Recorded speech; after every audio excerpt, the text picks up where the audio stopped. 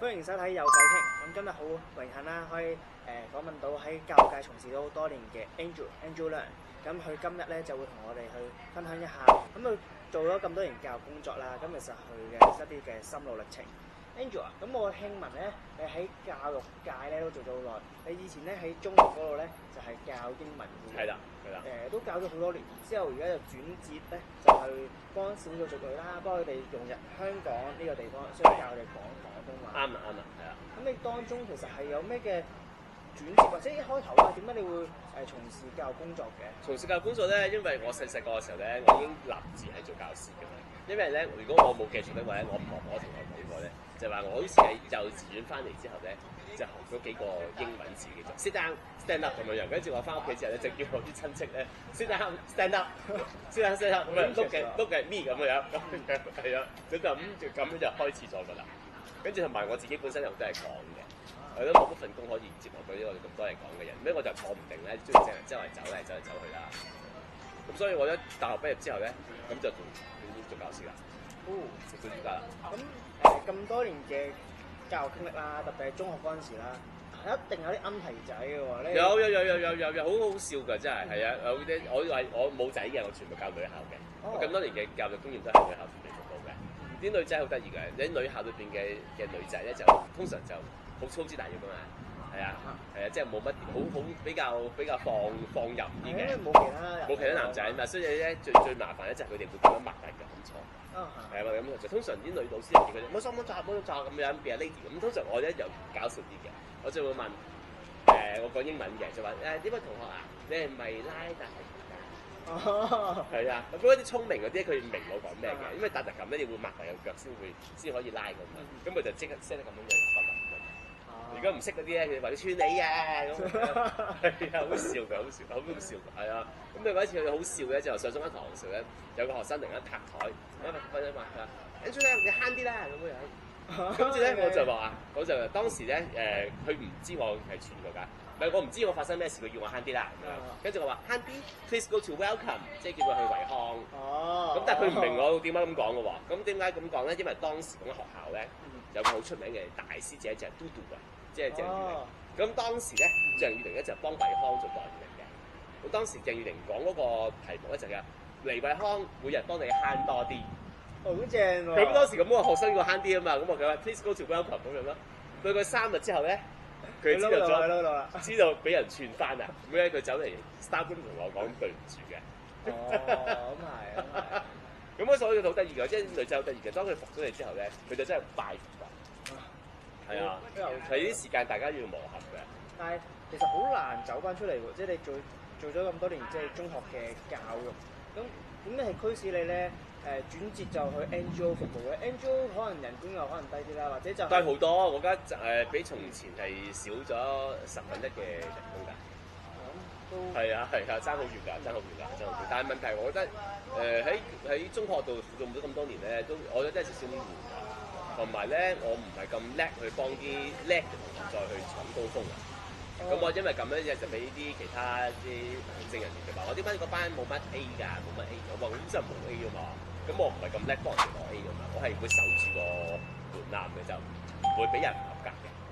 非常好啊！係啊，咁但係問題，我呢樣嘢係我嘅特質咧，就唔係咁多人可以欣賞到。因為大部分如果你係做學校嘅，邊個繼續叻啲嘅睇住個 number 㗎嘛。我係要5星。係啊，咁我呢樣我做唔到嘛。咁但係我咁多年同自己講咧，我係對於扶一啲渣嘅同學咧，我係有啲心得嘅。非常好，有啲心得。好似你即係其實鏡頭入邊嘅朋友，唔係應該鏡頭外邊嘅朋友唔知啦。其實咧我咧英文好差嘅，咁咧。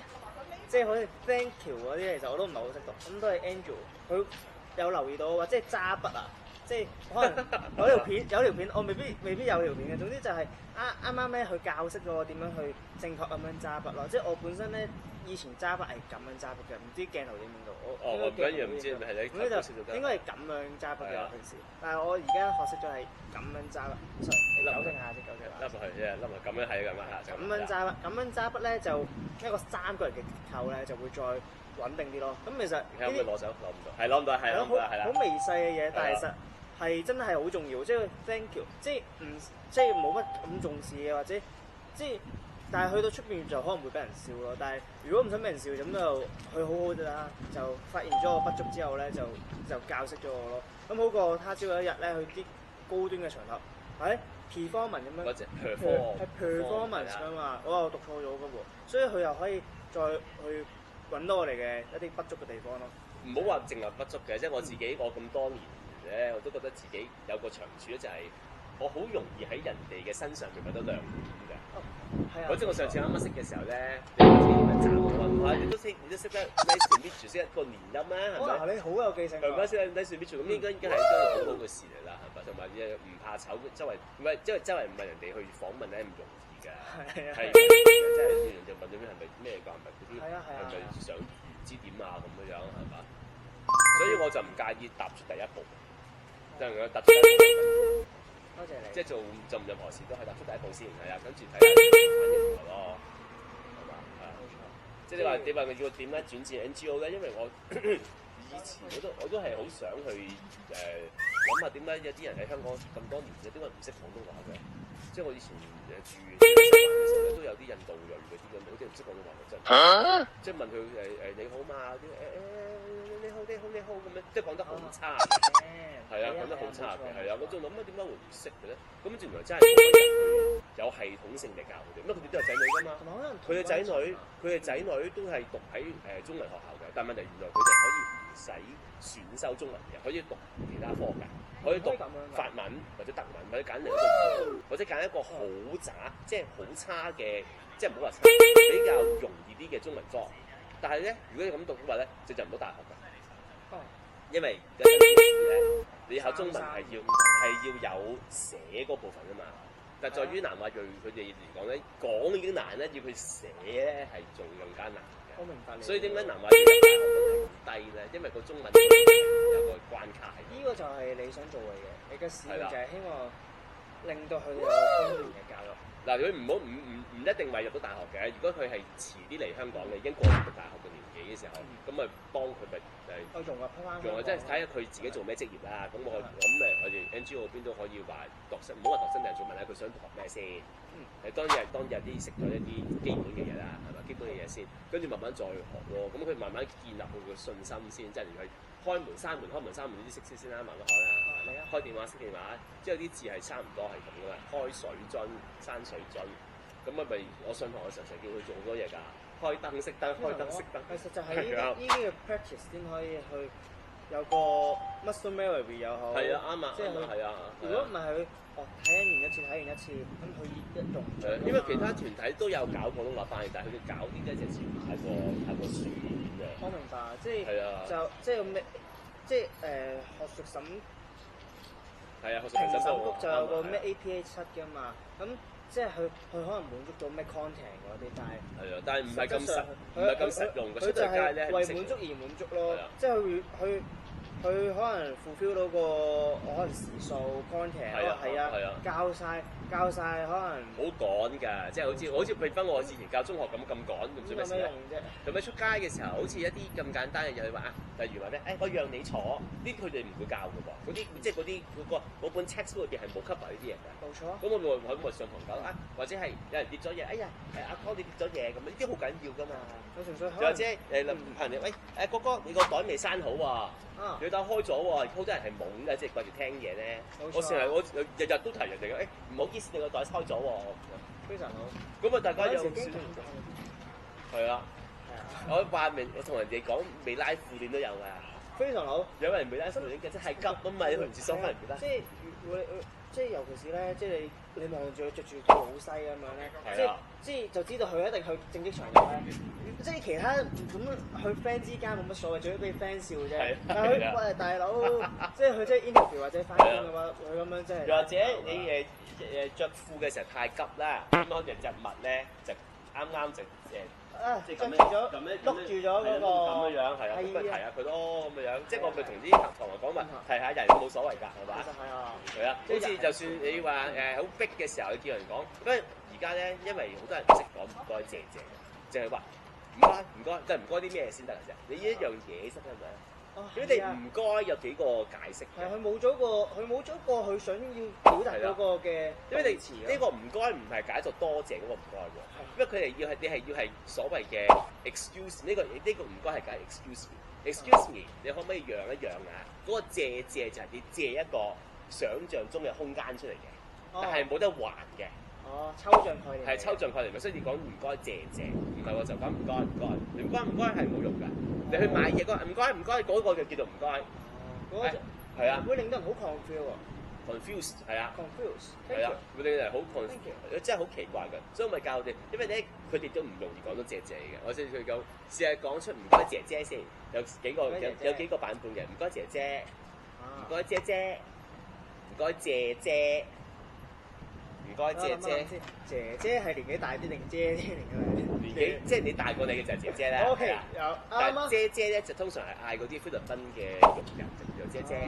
係啊，你同姐姐講啦咁樣。姐就可能係你屋企嘅家姐咧，又或者係大過你嘅女士，即係比你嘅細過你媽媽，大過你自己嘅就姐姐。我唔理㗎，我點樣都嗌姐姐。係，我都嗌姐姐㗎，係啊。咁另外一個咧就一定啱嘅，啱係啊。唔該姐姐。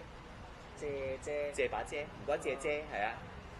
咁所以幾個版本，佢要慢慢練下個聲調咯。唔該借遮，係啦，唔該借咁慢慢佢感覺到嗰個聲調嘅分別咧就得啦。或者我哋試下一齊咯，我哋上堂嘅時候企起身，好逼埋一齊咧，咁唔該借，你要講幾次嘅，唔係話講一次嘅。通常你講幾次，唔該借，咁咧一路講嘅時候，你自己一個人會向前行嘅。咁呢啲人就自己會讓開嘅啦。你呢度講，一路向前行咁得嘅啦。唔係話就咁唔該謝你要喐嘅喎，你要配合埋一齊喐嘅喎。係啦，唔該謝咁咧，啲人就會自己分開啲語言可以咁出嚟。明白。係啊，仲有一個啦，另外嗰啲咩咧？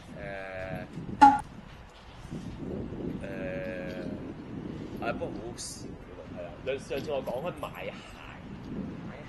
鞋就呢個係好低音㗎嚇，因為佢哋分唔到個聲調咧，就變咗係一個女性嘅氣。哦，買係啊，咁一個笑話好好笑嘅。咁我有一個同事咧，佢喺香港好多年㗎啦，但係佢同我講有一次佢嚟香港，啱啱學緊廣東話時候咧，就掌握唔到個聲調，佢就想佢去個鞋鋪度問啊，你有冇咩賣啊？咁佢講錯咗個字，講咗個女性嘅器官。係啊，你有冇賣啊？咁樣，咁個店員就同佢講話：你自己咪有咯，使乜賣啊？我女士嚟嘅。係啊，即係佢從此佢就記得啊。呢個店員話翻佢：你咪有咯，唔使賣啊。呢個佢話俾我知，佢好笑嘅啫。係啊。好 interesting 咧。係啊。interesting。係啊 ，interesting 就係形容詞嚟嘅。interest 咧係一個動詞嚟嘅，即係例如咩？你對咩有興趣啊？就係 what interests you。係啦 ，what interests you 就係你對咩有興趣。如果嗰樣嘢有趣味咧，interesting。係啦 ，interesting 係啦 ，interesting 唔係 interesting。係啦 ，interesting。通常係 s 之後嘅 t 咧就會變成 d 嘅，例如 star。你唔係讀 star 㗎嘛 ？star 係呢個定律嚟嘅。stand up， 你唔係讀 stand 㗎嘛？所以即係 s 後邊有嘅 t， 通常讀成 d 音嘅，例如 stand。係啦，你諗下係咪？你意思你讀出聲先得㗎，你唔係讀叉嘅。係啦 ，star 啱啦 ，star 係啦 ，stand 啱係啦，所以就係 interesting。係啊 ，interesting， 唔好意思，我有雪膠，佢有雪膠。咩？我喺度諗緊，今日會講得多一隻，或者咧點樣去 closing 㗎嘛？好少即係睇嗰啲訪問嘅片多，但係我未試過咧。如果你要 pre-closing 通常就可以講話，又係你可以問我對將來有咩期望啊？係啊，咁樣繼續點樣發展落去啊？會唔會翻去藝校度調教啊？咁樣咯，你可以咁樣問下我。試下先。係啊。Angel，你會唔會諗過翻去藝校嗰度教㗎？而家呢個情況唔係太好啦，因為唔係咁樂觀，政治上就唔係咁樂觀啊。因為我個人比較多嘴啲嘅，我唔知我幾時講過嘅嘢咧，會俾人哋即係曲解啊咁樣。因為我之前都試過㗎，因為一啲歌曲嘅問題都俾人哋質問。我明白。係啊，所以我而家留喺呢個 NGO 度都 OK 嘅，咩教咩我控制，點教就係我控制，啲學生又中意我，係嘛？即係咯，啱啊，係啊。多謝你今日嘅分享。誒，冇咁嘅，冇係，我明嘅，係啊。咁今集嘅有偈傾就到先得啦。多謝晒，係啊。多謝晒。